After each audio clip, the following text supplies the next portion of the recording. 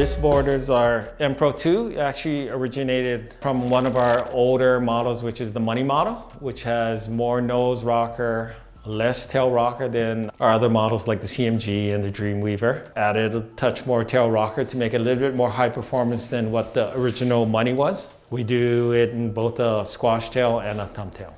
Changed it a bit, brought the nose in a little bit more, brought the hips in a little bit more compared to the original board. Has a little flatter deck to carry a little bit more volume towards the rails. Rails a little bit more pinchy, more rolly on the bottom to help with forgiveness because the rails are a touch more pinchy than normal. Like a modest single, going to like a little more pronounced double, slight V off the tail. This is probably waist high to a couple feet overhead, I would say. It's pretty much your all-around high-performance shortboard. How's it? I'm Jerome Velasco. I ride for TNC Surfboards. We're talking the M Pro, Money Pro 2 today. Yeah, for sure. This is like the best high-performance shortboard I've gotten from TNC, and then let alone kind of all time. Definitely my favorite high-performance shortboard right now. Tons of speed, tons of drive. I really enjoy how much speed you create and continue throughout turns. The first time I rode it was like 4 to 6 Haleiwa, and I was blown away at how well it performed. I had a turn that just was one of the best turns I've ever done, and laid back all the way, came out with a tail slide, and then came out of the tail slide with more speed than I went in. I was mind blown, and that's when I knew this was like a magic board for me. So the way that Glenn has been like knifing out these tails, it really lets me bury the rail into like powerful sections like Haleiwa. Like it's been working in really good like 3 to 5 foot Haleiwa, but at the same time I can take it to like 3 to 4 foot rocky rights and it just handles. Like every turn I'm coming out with more speed than when I went in with. My board right now, it's 5'10 and a half, 2 3/8, 18 3/4. My favorite wave though for it would be rocky rights. Nice and pockety, nice and steep. Well, in the pocket, you definitely have a lot of control over everything you're doing, whether it's like going top to bottom or just stalling into the barrel.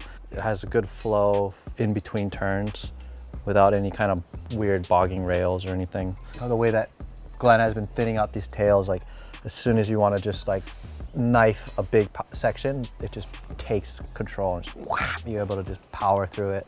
And then the thumbtail is just good all around. Like I'm able to take it out in juicy stuff, little bigger waves, a little more power, and it will handle that. But then it still will work in like 2 foot little nothing waves at sandbar or something like that. I do like the little bit of flip that he's added on this board. Definitely helps for the back-footed surfers. We're just able to push through our turn all the way through, especially like when you're coming off with all that speed and you're just able to lean back into a deep turn and just power through it.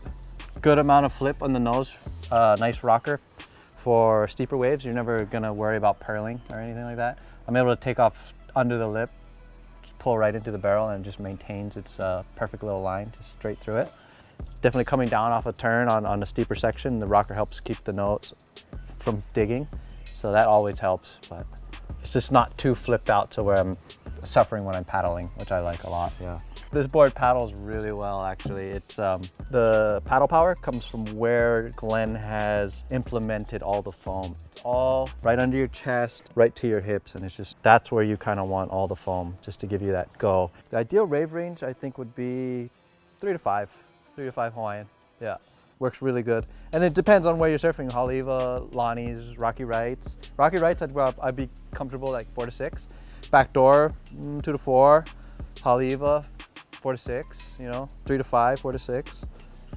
Honestly, I would say this would probably be best for an advanced surfer, just because they can get the most out of it. But because of its all-around usage and the paddle power, I think average surfer could ride it, and then maybe that's when he would learn to like get better.